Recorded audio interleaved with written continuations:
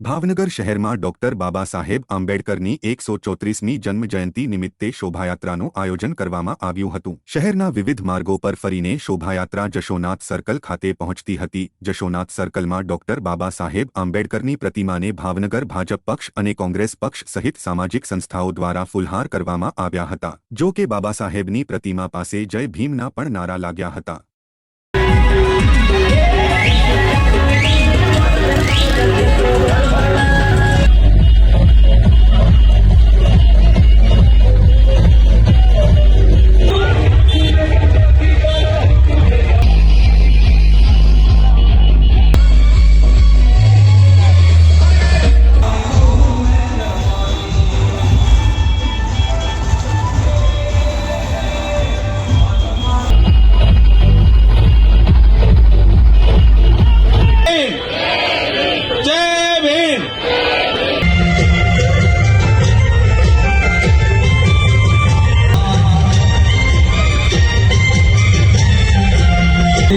Rama